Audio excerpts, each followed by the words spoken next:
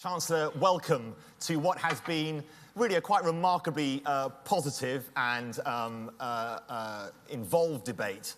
One thing that was very interesting was the poll we did this year, which showed that 82% of the businesses in this room, of which there are 450 business owners, believe that the economic prospects for the UK were better now than they were this time last year. So clearly mood has changed. That question, same question was asked last year, and I think that figure was somewhere around in the 30% from last year. Now, I remember, Chancellor, you kindly did this event in 2011.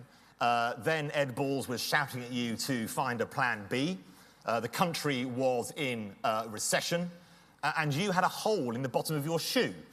Which the FOB trended on Twitter, which was a great success for us, obviously, but possibly not for your cobbler. I just wondered, Chancellor, looking back 2011 to now, that's a long journey. The economic mood is a lot better. The economic figures are a lot better. How confident are you that that recovery is now baked in? Well, I mean, I think you clearly see signs now of the recovery strengthening, and it's very interesting to hear the results from the survey here. And after all, these are the people who are on the front line of the British economy, and you can clearly see that the economic plan has delivered stability, and that's been a platform for growing confidence. And I think internationally, some of the big risks that were there last year, the collapse of the euro being the most obvious, have receded. In that said, as I constantly say, there are still plenty of risks out there. Domestically, I think there's always the risk that we would come off a plan to deal with our debts as a country. There's that risk. Obviously, I'm determined to make sure the country doesn't do that. There's the ongoing repair of our banking system, and many businesses here will have direct contact with our banking system, and we've just made changes, for example, to RBS to speed up that repair. And then internationally, you could point to a number of things. We still have the political issues around debt and deficit in the United States, and that's been delayed, but that's coming back next year. And I would say the activity in the eurozone still looks pretty weak, particularly in the southern part of the eurozone. So look, there are lots of risks out there, and the best thing that I can do is provide a consistent plan to make sure that Britain navigates these waters, deals with its problems, backs business, and provides a platform upon which we can compete and succeed. Now, Chancellor, do you think that, the European Union last week put out its forecasts for the members of the European Union, Britain out in front, ahead of Germany, which is cheering news for us in this room. How much do you put that down to what the government has done? And what are the other factors that are keeping Britain ahead of the European Union? Well, I think there are some things that we've got right over many decades. I think the flexible labour market that was created in the 1980s has been enormously powerful for us through this recession in terms of making sure people stayed in work. So, there are some historic strengths, and often one of the things I say when I'm abroad is that the UK has a very, rule of law which you can rely on. It's very open to investment. We don't have a strong protectionist streak in our politics. So those are all enduring strengths of the United Kingdom. And then I think there are some particular strengths of the policy, obviously, that the government is pursuing, that we have confronted our problems. We are seen to be confronting those problems. We still have a long way to go. For example, I still am one of the finance ministers in the world with one of the highest budget deficits, although it's come down by a third. It is still too high, and we have to go on making difficult decisions to bring it down. We have to do more to support business, more to support enterprise, more to invest in infrastructure and education and the like. So, I see it as, yes, we're making progress. Yes, that has helped, but there's still lots more to do. The Prime Minister has spoken about the need for a buccaneering attitude. Yeah. And he said we need to foster a culture of entrepreneurialism. Now, people here might think, well, we do all the hard work. How actually can the government help to create this world of entrepreneurial growth? Well, I think the first thing is the government can recognise that it is not, there's not some lever in my office in the Treasury that I pull and it creates businesses and creates jobs. And, you are the people who do that. And I think the first thing politicians have to understand is that it's the business community, it's the private sector that is the engine of prosperity and ultimately provides the tax revenues that allow us to have a health service and an education system and the like. The second thing I think a government can do is create an environment in which you can succeed. Above all, economic stability. I think that's the prerequisite. You need to know that the fundamentals are right, that the public finances are under control, that interest rates are not going to spike in the market because people lose confidence in the UK, that our tax environment is competitive, that the people you need to employ have the right skills, those sorts of things. I think there is a final aspect, which I think it was in the context in which David Cameron was talking when he talked about the buccaneering spirit. He has personally led trade missions and trade delegations to many, many countries around the world. And it's a big investment of his time, and he's pretty much the busiest person in the country. And he is about to get on a plane to India. And then in a couple of weeks' time, he's about to get on another plane to China. And I've read in some quarters some criticism of that that's not what politicians should be doing, or that we shouldn't be helping businesses in these emerging markets, or indeed the businesses don't need our help. Now, of course, there are many countries where you probably don't need the Prime Minister or the Chancellor or the Trade Secretary turning up.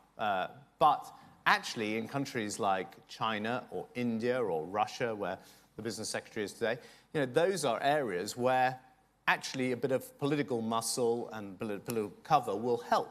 And I make absolutely no apology for the fact that we go out there and help large businesses, but also increasingly try and help small businesses get into those markets. I'm actually looking around the room, I can see a couple of people who were with me in China, and I hope they found it useful, but I also hope that it certainly helped us structure a visit that meant the Chinese were paying attention to the kinds of companies we were bringing out and hope, creating access to their market. So, I don't think we should be apologetic for that at all. I think actually the Prime Minister leads from the front on this trade effort. And as I say, he's literally about to get on a plane to India to do it again. And then, Chancellor, there's been a lot of progress, and William Hague has led a lot of this in making sure that our embassies around the world are much more commercially focused. What did you learn from your trip to China about the type of relationships Britain can gain best advantage from? Well, I think obviously China is a fifth of the world's population. The nature of its political system means that political visits and dialogues can really help with economic access for British business and also help deliver Chinese investment into the UK. And I'm happy to say more about that. I think one of the lessons that I constantly learn as I go to places like China is that there is more and more we could be doing to support exports. It is, I think our performance as a government and UKTI's performance under Stephen Green's leadership has dramatically improved. But I still look at what, for example, Germany is doing in some of these markets, and I think we could be doing more to make sure that when you get off the plane in Shanghai or Mumbai or wherever it is, there's a chamber of commerce that is equipped to not just throw a drinks party for you, but also find you premises, tie you up with local businesses and local finance, that the embassy knows exactly how best to help you, that in some cases we actually provide you with premises, courtesy of the British government, British taxpayer, while you find out whether this is the right market for you, and the first thing you don't have to do is find a place to do your business from. So I think we could do more even than we're doing. I mean, I think the situation has been transformed, but I don't think I'm revealing any kind of great state secret when I say at the Cabinet this morning, Stephen Green came to talk to the Cabinet about what more we could be doing to support exports and trade and investment into the UK. And we've got a real opportunity. Stephen Green is now leaving this post, having done a good stint, and Ian Livingstone from British Telecom, who's done a brilliant job at that company, is coming in. And actually one of the good things for a politician is that you get businessmen of that quality, Ian and Stephen choosing to come in and help us create an environment in which you in this room can succeed. And what kind of additional things can be done? Well, as I said, I would look at the sort of in-country support for particularly the small or medium-sized company that, as I say, doesn't necessarily know this market, maybe has started for the first time to look beyond Europe as an export destination. I think one of the consequences of the weakness of the European economy over the last 3 years is a lot of companies have been forced really to look further afield. And I think hopefully people have also started to pay attention to what's going on in these big emerging powers and look for export opportunities. But it's still very daunting. I mean, where do you start when you want to start exporting to China or indeed attract Chinese investment into the UK? And I think as I say, I think we've transformed the support that's available. But to think you can rest in your laurels, I think would be a big mistake. I think there is more we could be doing. And so we were talking to Stephen about it today, and I know Ian Livingstone has got ideas as well. It must depress you still, though, Chancellor, in terms of the UK, that we do more, the old adage about we do more business with Belgium than we do with all of the BRICS. Well, look, obviously we're going to always have a lot of trade and business with our near neighbours, and these European economies, geographically small, are still economically quite large.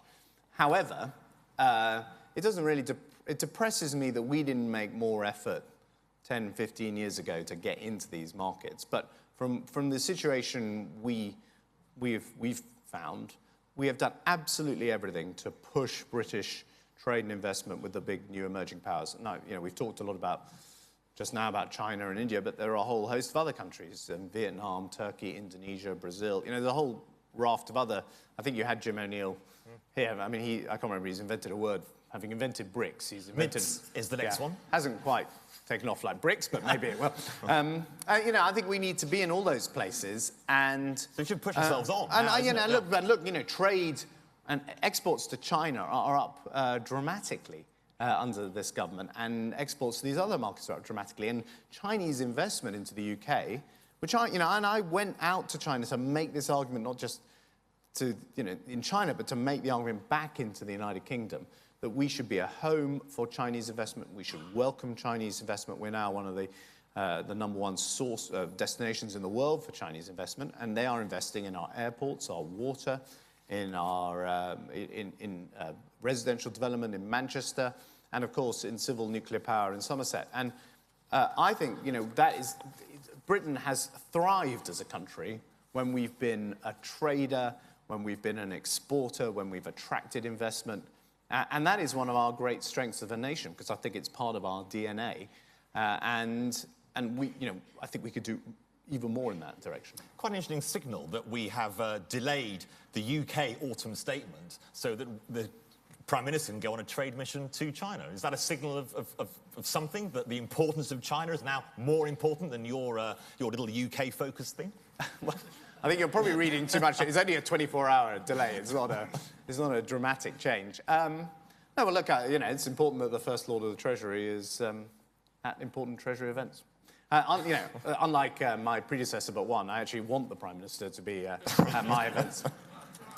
Now, Luke, I think that's possibly the first round of applause we've had in an event rather than at the end of it. Luke Johnson asked, we've asked questions of all the audience. Luke asked two things. I know you're an enthusiastic reader of my column every weekend, first thing in the Osborne household that you reach for on a Sunday morning. I wrote at the weekend about the simpler taxes argument that you made very powerfully pre the last election. I spoke to Lord Forsyth, Michael Forsyth, about the report he did for you on simpler, flatter taxes, not talking about flat tax, because I think that raises all sorts of issues, but talking about simpler taxation. You set up the Office for Tax Simplification. It's all gone a bit quiet. Chancellor, isn't it time, Luke said, isn't it time for a simpler tax code for both business people and for individuals? We have a tax code that is just simply far too long, far too complicated and far too expensive to implement.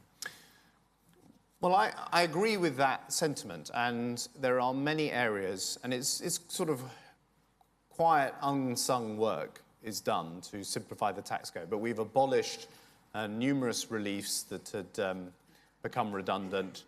the changes in corporation tax, once the rate hits 20%, will be pretty dramatic because we're going to get rid of the taper that currently exists between the small companies rate and the main rate of corporation tax, which I suspect for quite a lot of businesses in this room, you'll be caught in that taper. So there are major works of simplification. I mean, the only caveat I would issue is this.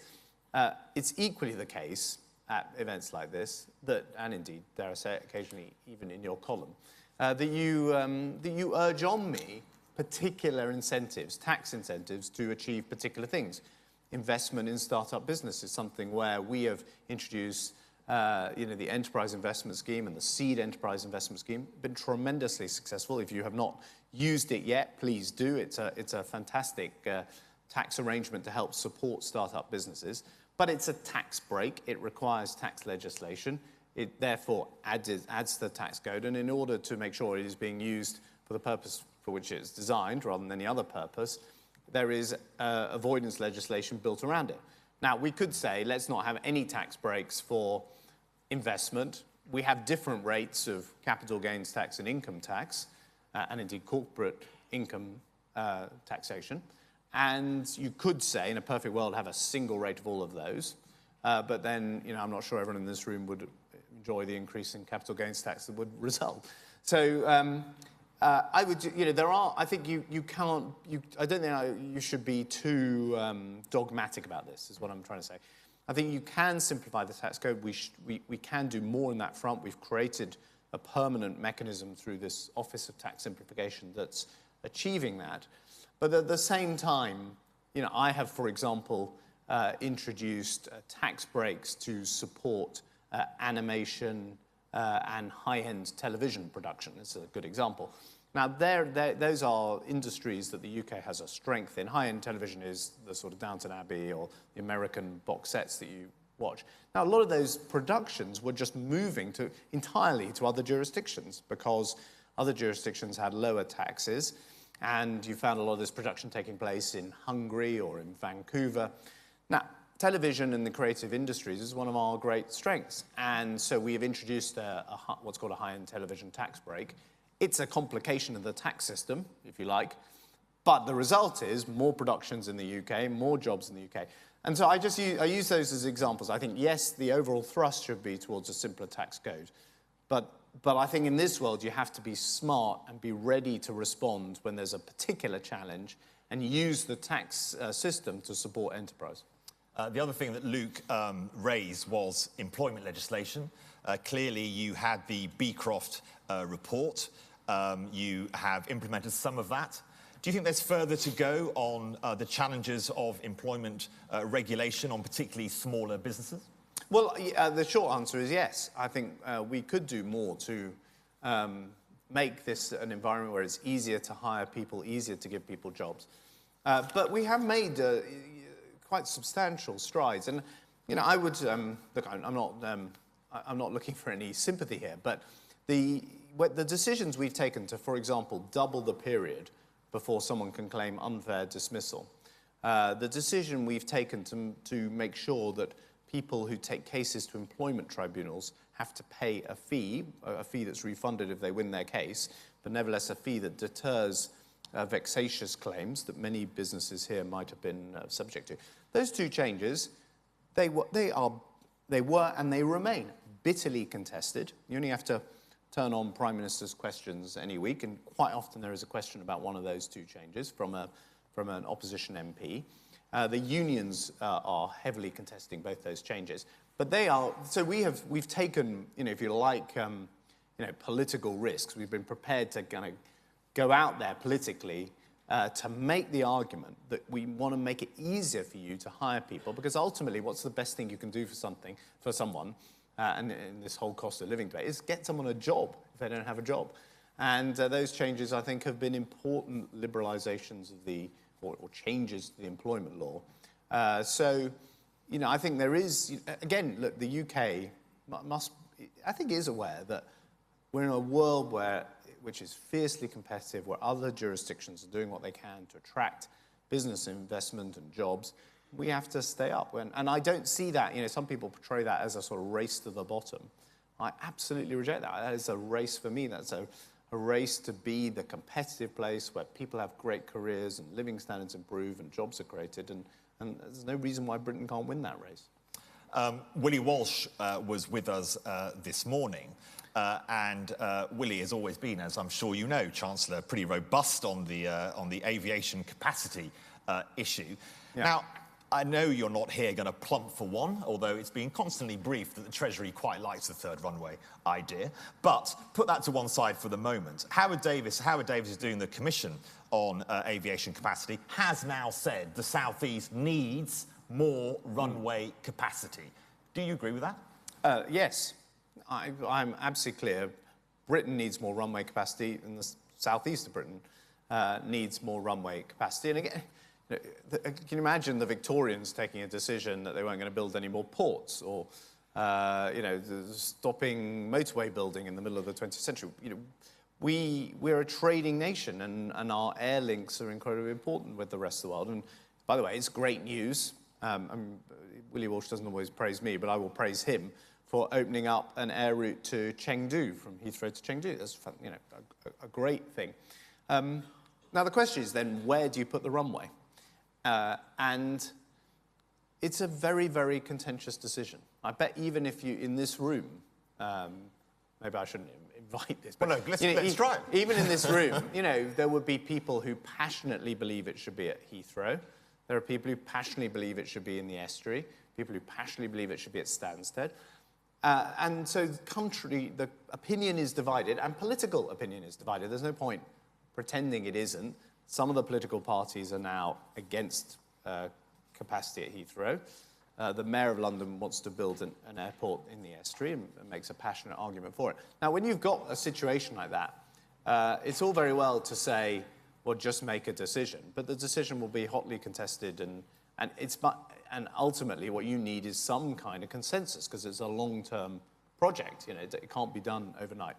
And that's why we've used this approach of getting Howard Davis, whose integrity and acumen in this space is no one doubts, to look at the issue and come up with an answer, and then allow the political system to coalesce around that answer.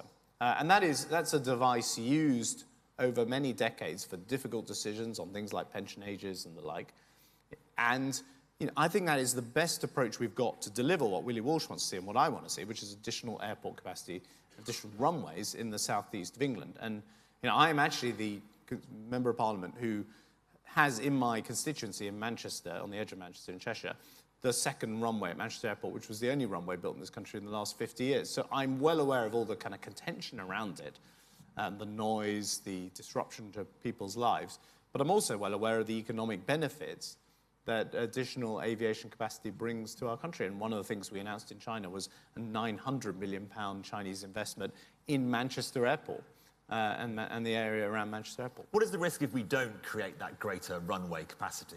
Well, I just think, increasingly, it's not going to happen tomorrow or next week, but increasingly, Britain will become less connected with the world, and that's not a good thing. And so I think, our generation does have to make a decision on where the airport capacity should be, where the runway capacity should be.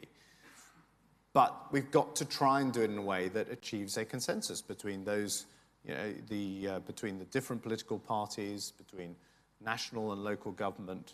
As I say, you can't pretend this is not an issue where people have very strong opinions about where it should be. And so in that situation, trying to achieve that consensus, trying to do it on the basis of the evidence, because also it's a field where there are a lot of assertions are made for or against particular plans.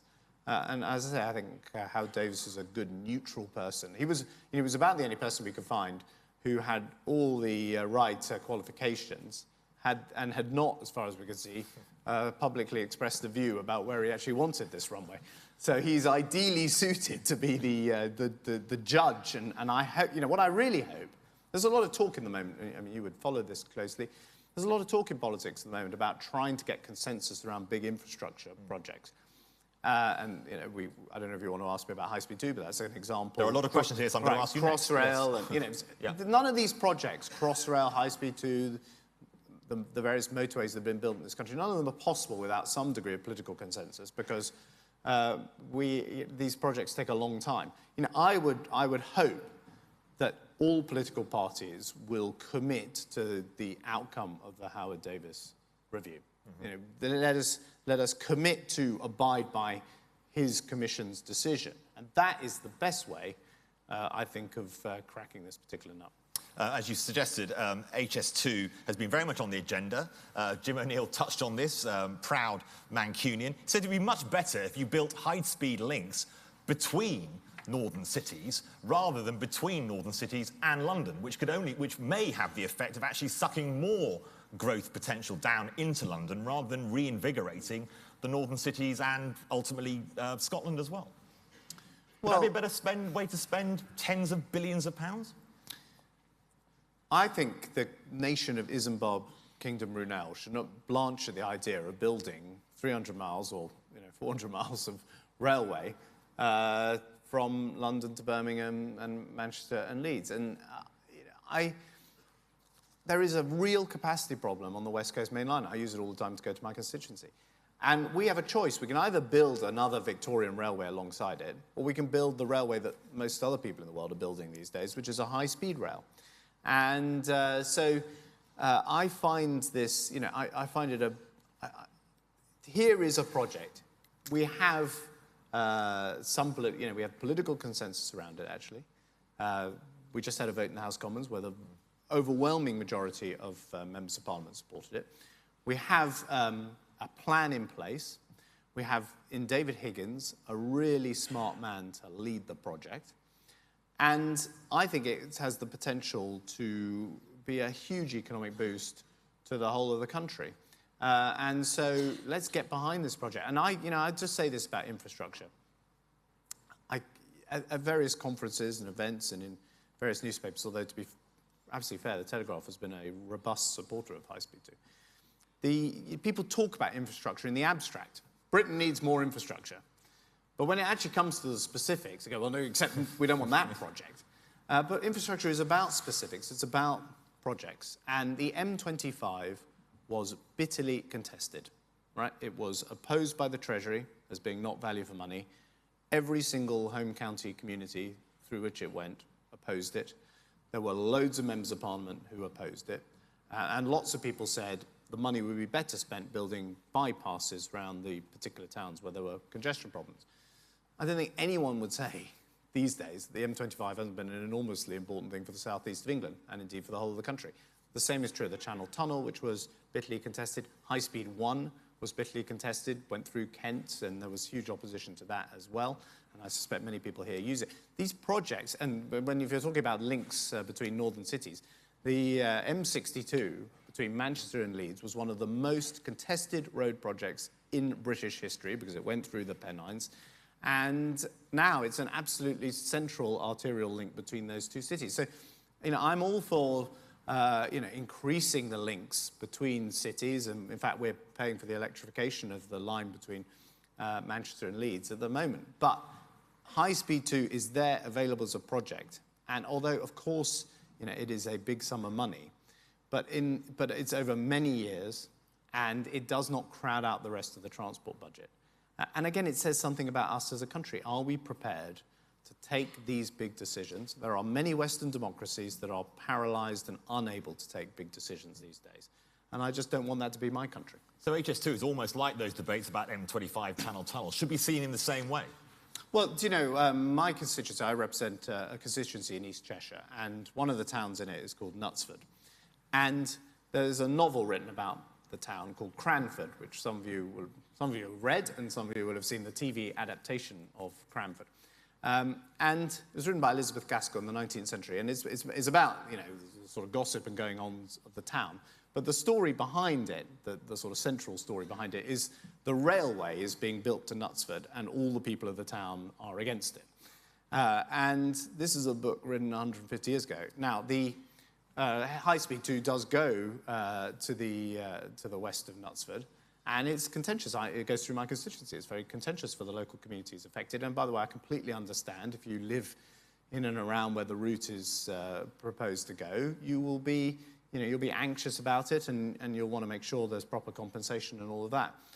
But it just reminds us these arguments have been had for a long, long time in our country, and our predecessors who built this nation and made it the great economic force it is, in the end, put the national interest first. And so I think we should do the same. And whether it's airport capacity or high-speed rail or additional roads, this is what our nation needs to stay connected, to stay competitive, to help you do the business and create jobs. A lot of questions, Chancellor, about the minimum wage and the living wage debate. Clearly, it feeds into the whole cost of living debate that you've been battling with the opposition over. What's your feeling about the living wage? Is it something that you support? Do you feel that businesses should be compelled or encouraged via tax breaks to pay the living wage? Well, I think we've got good arrangements in this country on this. The living wage, there are many employers who support it and pay it and encourage it, and that's as it should be. But the system we have that is mandated is the national minimum wage. And we have a low-pay commission that represents business interests, trade unions, employment economists and the like. And it makes a decision about what is the right rate for the national minimum wage. So that is the arrangement we have, and that arrangement has worked well to date. So that would be a no then to the living wage, an obligation or a compulsion for a living wage. You think stick to the minimum wage. A lot of people in here have said, do not raise it above inflation, even though you will be under immense pressure because of the opposition to do so. Well, as I say, we have these arrangements. We have the low pay commission. Those arrangements have stood the test of time. I think I would say this as a conservative. We made a mistake in the 1990s. We opposed the creation of the national minimum wage. The public punished our party for that. And the truth was that lots of predictions were made about the very many hundreds of thousands of jobs that would be lost, and that didn't materialize. Now, I think that is partly because of the arrangements that were put in place to govern the national minimum wage. So, those are the arrangements, and you don't think we need to go further? That's fine, Chancellor. Yep, absolutely fine, understood. Just finally, we're sadly running out of time. I couldn't let you go before without speaking about our favourite energy companies and how well they're doing for all of us. A lot of questions from the audience. Obviously, businesses pay energy bills as much as individuals do. Now, Ed Davey, your colleague in government, has said that they're the danger of being seen in the same light as greedy bankers and also treating their customers like cash cows. Is that some sentiment that you agree with? Well, I think they do need to look at how they are seen by their customers. I think they do have to pay proper regard to that. And I think it's very important you make this point. It's not just the retail customers, it's the business customers as well. And there's clearly a concern about energy costs in this country. So what can government do about that? I think government can do two things. The first is it can make sure there is a more competitive market. We have these 6 energy companies. I think it would be a very good thing if there were many more challengers in the market, much more competition, and people had real choices. And that's why we are legislating to allow, to force energy companies to pick people on the lowest tariff and to make sure that you can switch supplier very quickly without having lots of obstacles put in your path. So that's the first thing government can do, ensure competitive markets. And by the way, believers in free markets are the first to argue against oligopolies and all for competition. We're a believer in power of competition. That's the first thing they can do. The second thing is, I think government can take a good look at the charges and levies that it imposes on energy companies in order to achieve certain objectives, all of which are laudable. More secure energy supply, tackling climate change, helping low-income people with their insulation or their bills. These are all laudable aims. But are these charges and levies doing that in an effective way? Are they value for money? And what is the impact of these on the people who actually pay these charges and levies, which is the taxpayer? No, sorry, not tax, the energy bill payer. And so, I'm actually, I think the debate is in a pretty healthy place, because I think what's happened is there is now a spotlight being shone on these charges and levies, and frankly, from where I'm coming from, as a low-tax conservative who wants to make sure we have a good deal for consumers, I'm very much welcome that spotlight. Is it time for a pause on the green levies on bills? Well, look, we are in the middle of having a discussion about what's the right approach. We want to do this in a way that does not damage investment in energy infrastructure, because the other great challenge here is that this country has not invested in its energy infrastructure in the way it should have over the last 15 years. There hasn't been a new nuclear power station, for example, for a generation. There hasn't been enough investment in gas generation and the like. So, I'm all for. I think what we do has to be done in a way that does not damage investment, does not make the UK a place that looks unpredictable or not a good location for investment. That's why the proposal by the opposition, I think, would be enormously damaging and also not deliver what is promised, and would be a con in that respect. But we should have a proper look at the charges and levies, and you would expect me to do that as the representative of the bill payer. Thank you, Chancellor. Just the last question, and we're just up against time limits, sadly. Just give us an overview of the next year for the British economy. I've been asking a lot of people on the stage today about whether they feel the economic recovery is baked in for the UK, and there's been a pretty positive response to that. Just give us your view, as a final question to end today, about how you see the British economy performing over the next year, 2 years, over and beyond the next election. Well, look, I mean, the specific answer will come when I produce the independent forecasts for the OBR, from the OBR on December the 5th. But let me give you my overall impression. I think we're on the path to prosperity. I think we've got the fundamentals right. We've got an economic plan that is delivering what very many countries in the world would crave, which is certainty and predictability and stability and competitiveness. It's making this country a much more competitive place to do business. But we have to deliver that plan, and there's still a lot to be done. There's still a huge amount to be done to reduce the deficit, still a huge amount to be done to make sure our kids have the skills so they can go and work in companies like these. There's still a huge amount to be done to make sure we're competitive vis-a-vis the rest of the world. We've got to stick to that plan. And what is, I think if there's a domestic risk to the recovery, it's this debate that's opened up, which increasingly has some people saying, well, actually, we should tax business more. We should impose more, controls on labour markets. We should intervene to fix prices. I think that would send a disastrous signal to the rest of the world. I think it would be a catastrophe for the recovery and employment in this country. So we have to. That is the risk increasingly to the British recovery, and we have to overcome it. Chancellor Exchequer, thank you very much. Thank you.